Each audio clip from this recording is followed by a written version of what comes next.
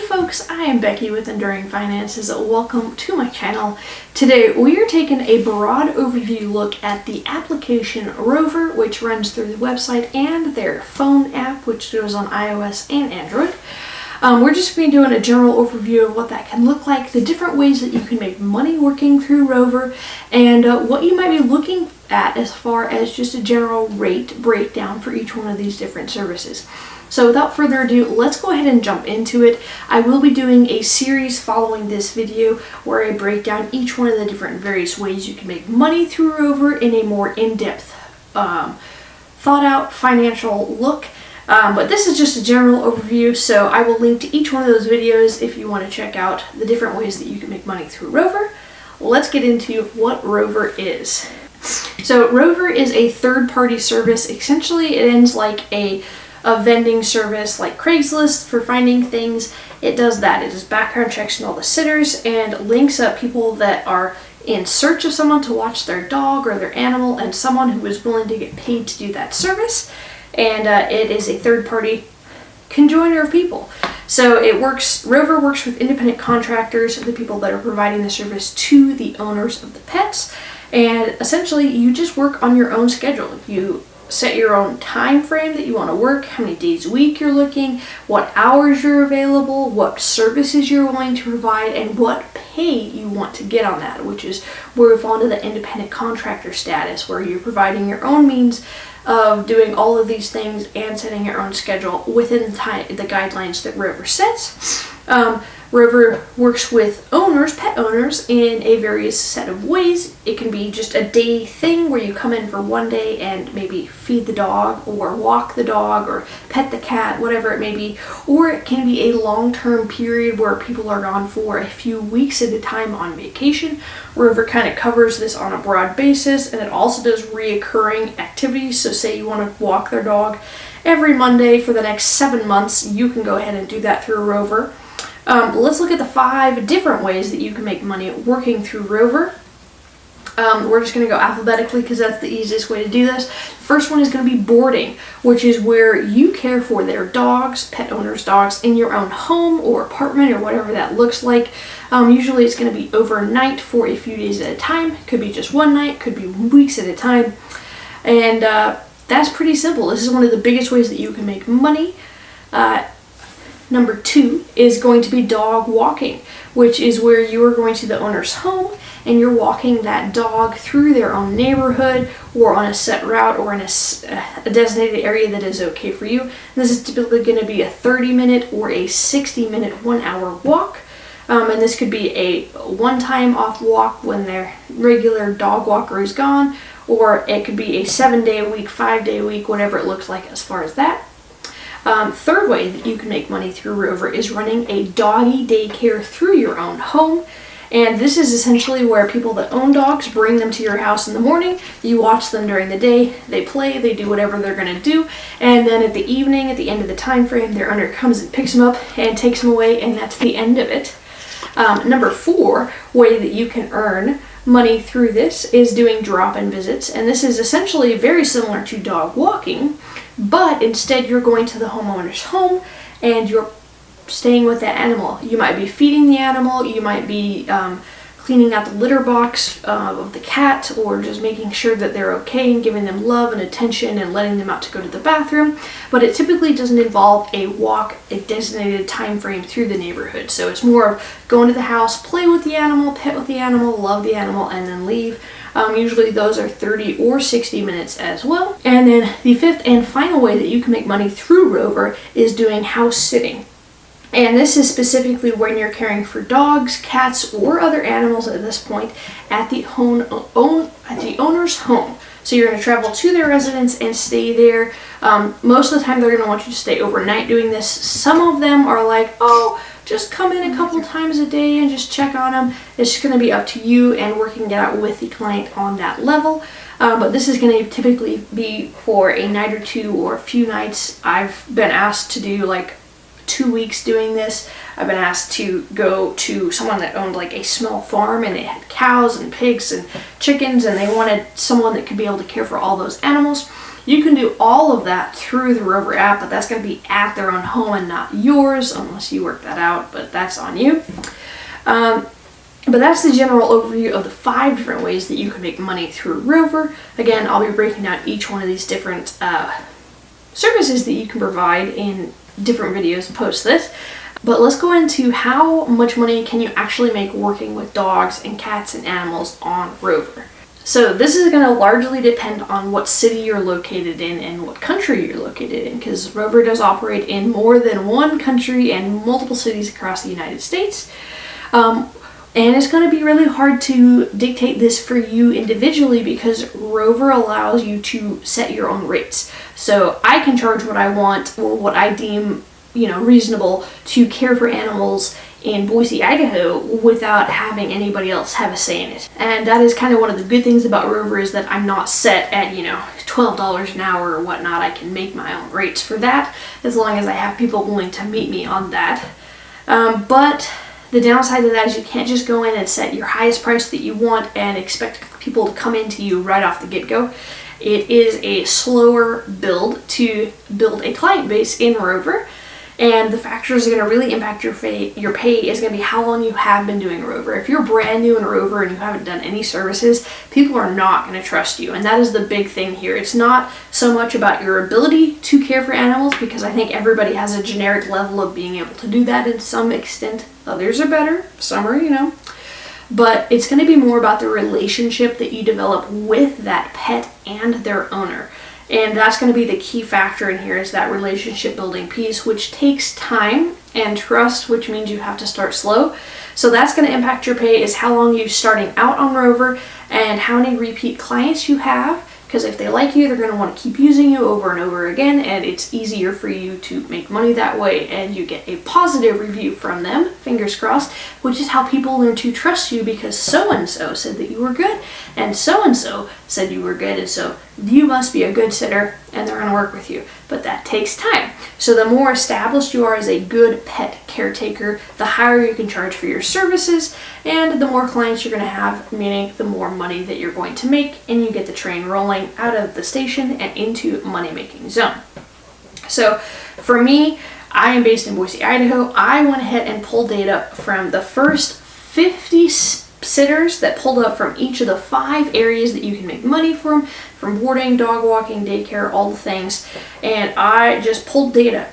I just pulled it, put it in Excel, did an average on how much on average you're seeing for each one of these tasks. The lowest amount that I've seen someone asking for, and the highest amount that someone is charging for each one of these services in my area. The good thing is that once you download the app or log into Rover and you search for a sitter in your area, you can go ahead and do this own analysis on your own and see what people are charging on average and how good they are and what you might want to start in or do your price cost analysis at the beginning. So let's jump into the breakdown here. So as far as boarding, I found that the average boarding cost is $43.06 a night. The lowest person is charging $25 a night, and the highest is $65 a night, and that is boarding in your own home.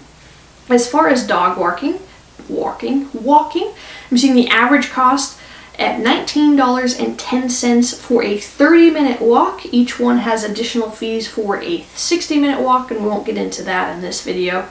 The lowest price is $10 for a 30-minute walk and $28 for a 30-minute walk, and this is for one dog, 30-minute walk. As far as a doggy daycare, the average price is $35.80 per day, and there are some variables in that, but on the average, $35.80 a day per one dog. The lowest price is $20, and the highest price is $100 for one day to watch your dog for doggy daycare. That is more expensive than boarding. That is insane. As far as drop-in visits, we are seeing an average price of $18.22, and that is for a 30-minute drop-in house visit. It'll be additional for 60 minutes. The lowest price for that again is $10, and then the highest price for drop-in visits is $30 as well. And then for house sitting, which is where you go and stay in the homeowner's house, we're seeing an average price of $51.16 a night. The lowest price is $25, and the highest price is $135 a night for you to go in and sit one dog for one night in someone else's home. Needless to say, because there was 50 people that I pulled data from, and there was more that I could have if I wanted to go more extensive, there are going to be a lot of folks out there in the market already for you to compete with. And this is going to be a big drawback if you were looking at joining, if you are looking at joining this game, because there are already people that are established as really good sitters and have really good reviews and have multiple, if not 20 plus repeat clients in my area and probably in your area as well. That's going to make it challenging, but it's not going to make it impossible, especially if Rover is new to your city or you live in a city that keeps expanding and keep growing, like Boise is. We keep getting new people moving to it almost every single day, if not every single minute. And so that means new people are moving, they need new dog sitters, new dog walkers, all the things. So it's not impossible to break into this market. And we go back to the ability to set your own rates. So Rover has it set up, you can look at it and go, man, the lowest person is charging $10 to walk a dog, average is $19. What if I start out at $15? I'm not the lowest, I'm not the highest, I'm right below average.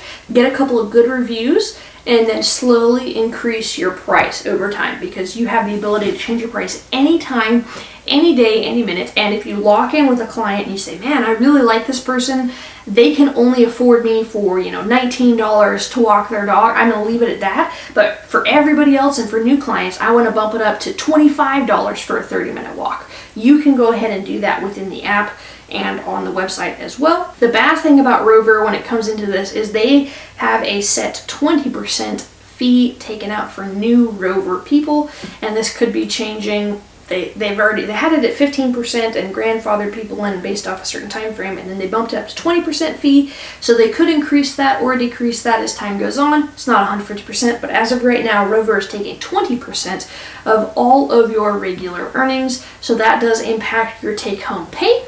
Speaking of money and your take-home pay and how much money you can earn from this, we need to consider not only the fees from Rover, but also the expenses that you are going to incur as an independent contractor working for Rover. So let's go ahead and take a look at the different expenses that you need to factor in. First one is going to be Rover's 20% fee. This is from your regular earnings, anything that you might do as far as bathing or additional dogs or additional hours, all of that is going to come out. The only thing that they do not take their 20% fee on is your tips. Clients can tip you directly through the app and give you extra money for doing a good job, and a lot of people do that. Second expense that you really need to factor into, especially if you're going to other people's houses, doing house sitting, dog walks, drop-in visits, is the gas and the wear and tear on your vehicle.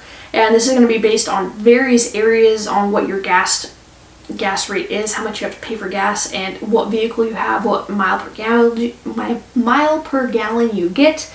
But I typically estimate about a 2 cents a mile wear and tear on my vehicle when I'm using it for work travel. And then, of course, taxes are going to be a big factor regardless what job you're doing in this. You're going to have to pay a self-employment tax in the United States, which is 15.3%. It covers the employers and the employees portion because you're an independent contractor, at 15.3% for Social Security and Medicare. Now, this does not include your federal and state taxes, just because those are going to vary based off of your own tax bracket, your own state, but you are going to have to pay taxes if you earn more than $400 doing self-employment through Rover or any other self-employment independent contractor work that you might do. If you're working with dogs, doing dog walking or taking them out in their home, you're going to need poop bags, extra poop bags, I should say. The owner should be providing their own poop bags for you. A lot of newer cities and neighborhoods have poop bag dispensers that you can use, but it's always good to have extra bags on hand in case they go once or twice or get sick and do multiple on the same walk. And then, of course, cleaning supplies, and this is going to really come to a head when you're having dogs and other animals stay in your own home, because dogs are messy. They're like small children. They play in the mud. They get dirty. They might have an accident in the house, they might throw up, they might get a cut and bleed. So you're going to need to have cleaning supplies on hand to take care of that and to clean your carpets and wash your floors and all of that. And this is going to vary based on what services you're offering. If you're only operating out of your own home, you're going to have less business expenses because you don't have to travel and do all these things. If you are working in other people's homes or going to visit them, you're going to incur these costs along the way. And this is just a general overview. A lot of these expenses that you're paying you can write off in your taxes, but we're not going to get into that.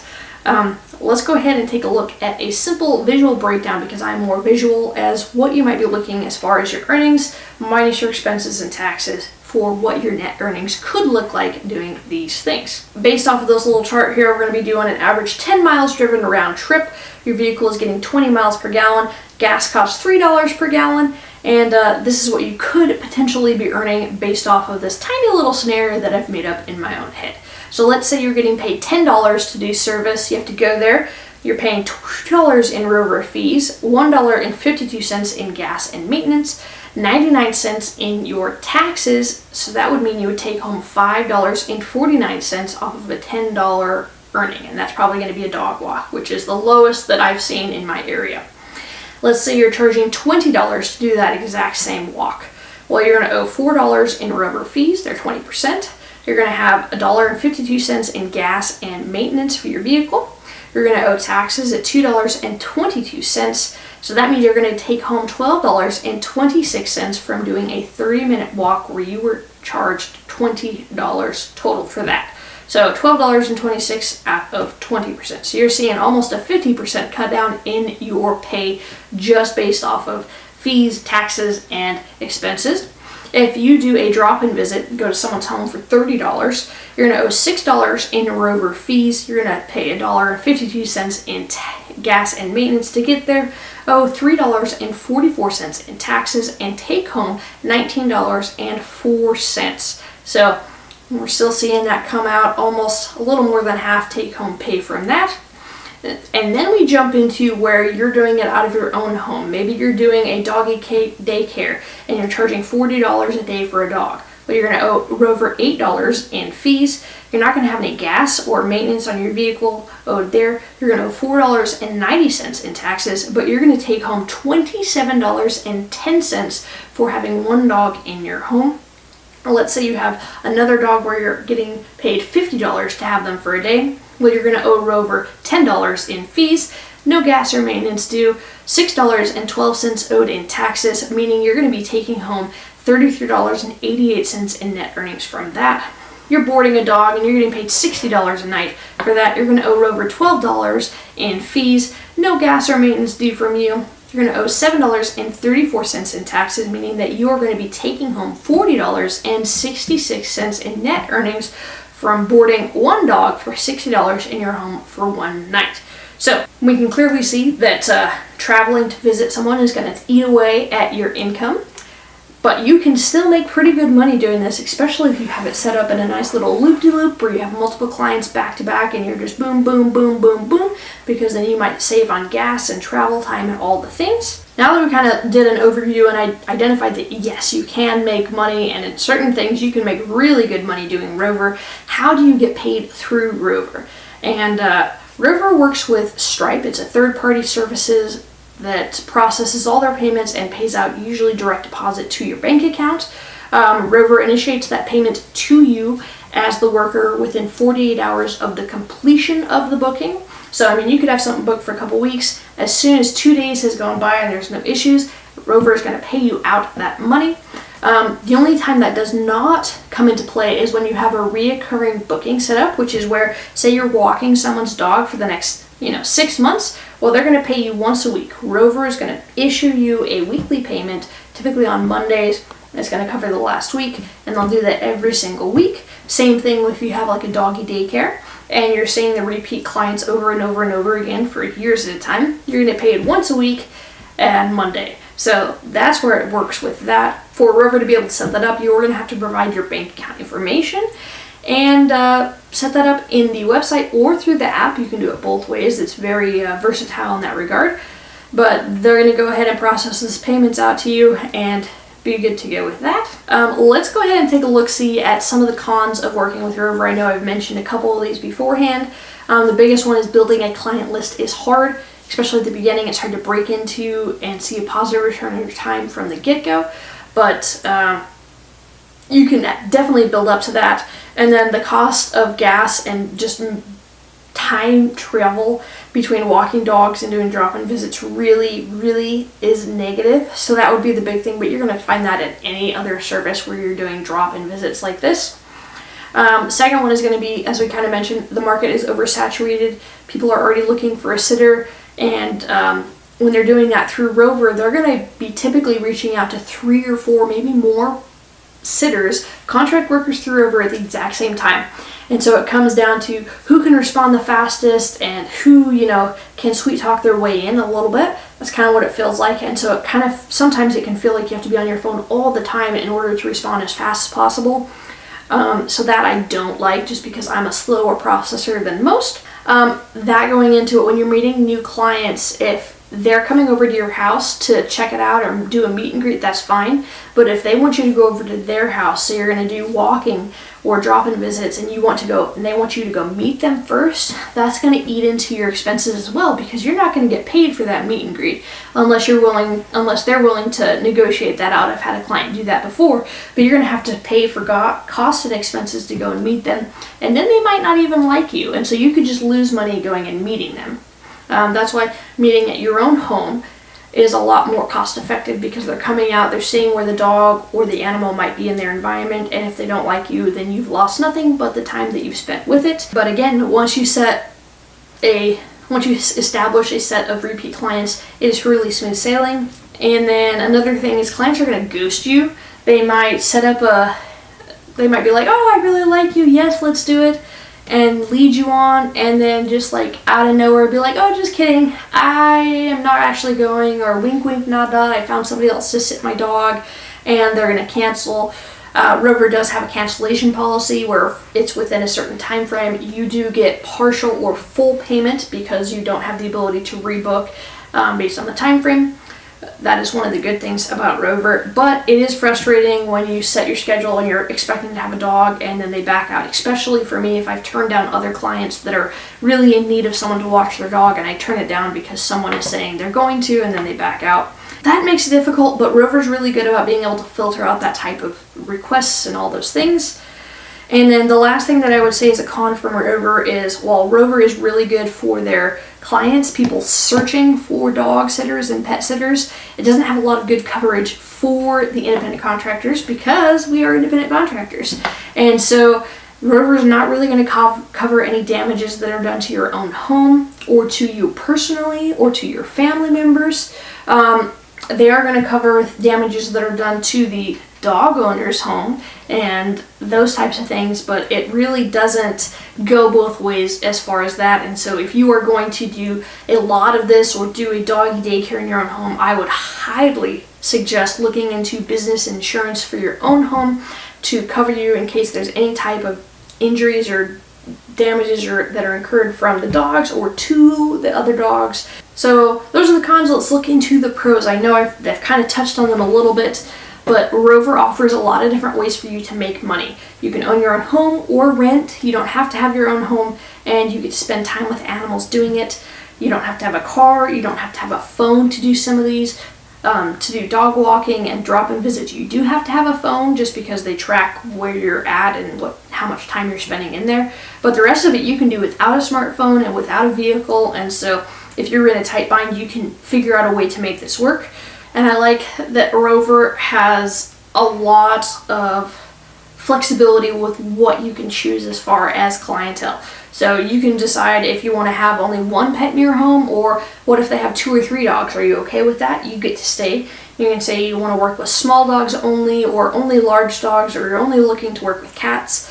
You can eliminate puppies, or female dogs in heat, or unspayed, unneutered male dogs. Like, there's so many different ways that you can set up your preferences as far as that, and cancellation policy and last minute bookings as well. Those are things that I really really like about Rover, because I don't like somebody reaching out to me an hour beforehand to see if I can watch their dog. I mean, unless they're a repeat client, something came up, but I don't like that. That personally drives me nuts. So I can filter that out on my own, and I can set my own cancellation policies as well. So I would say the flexibility that Rover has with setting what you want and when you want to work, and the ability to update your schedule whenever you need to, is really, really good.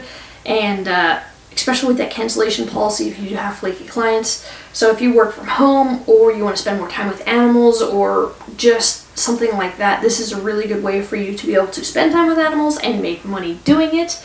And the other good thing is Rover gives you free range to talk with your clients directly through the app. So Rover's tracking all the information that they're sending back and forth, but you can talk to them and set up a time and negotiate what you need to, so they can reach out if they're like coming early or if they're running late, and you can talk back and forth and send pictures throughout the visit of how the dogs and cats and everything are doing. So it can be really good in that way, and you can make a lot of money doing Rover. If you really dive into it, you can make this your full-time income. I had one person that I met with directly, and they were running a doggy daycare out of their house, and they were boarding dogs at the same time. And so through the day, they'd have a set of dogs, and they'd have the dogs that they were boarding there too, and then doggy daycare would go home, and they'd have the boarders, and then in the morning, doggy daycare would come back. And I mean, they had multiple dogs, and we're talking like 40. We're talking a lot of money a day for what they were doing, and they were just working out of their own home doing it. So very good way that you can make money if you have the right circumstances and the availability to do it. That being said, what are the requirements for you to work for Rover? Well, the biggest thing is that you have to be 18 years old. You have to be an adult and be smart, I guess. You have to pass a background check through Rover for you to do this. And then to walk dogs and do drop-ins, you have to have a phone that runs the app. Everything else you can do through a website, and that is the basic level requirements for you to do Rover. So if you are interested in signing up for Rover and becoming a dog walker, or boarding dogs, or starting a doggy daycare, small time or big time out of your own home, you can go ahead and sign up today. I will link to the referral link down below. This is an ambassador link directly to me, so I will get a small amount of money if you do this and sign up for them, but no pressure whatsoever. If you don't want to do it, just go to Rover and sign up to be a sitter. Really simple there. You'll just need to create a profile, say a little bit about yourself, add a couple of pictures of you with dogs or pets or anything like that, and just some basic information. Sign up, set up your background check, set up your pay information through your bank, and then you are ready to go. It was really fast for them to essentially approve me. They just had to wait for the background check to come through. It took maybe a couple of days, a week, a couple weeks tops, depending on how thorough or what you have in your background that might ping up. And then you can start working right away and get paid 48 hours after you complete your first sitting. And not a bad way to make money. So like I said, in the next videos I'll be breaking down different amount of money that I've made doing each one of these different avenues, and talking a little bit more about the financial side of what you could look at for those. So hopefully this gives you a good overview of Rover and what it can offer for you as an individual, and maybe looking for a pet sitter for yourself. But please reach out to me if you have any questions, or if I didn't cover something enough or anything like that. You can email me duringfinances@gmail.com. You can leave a comment, Facebook, Instagram, all the things. I would love to hear from you. So I will see you next time. Bye, folks.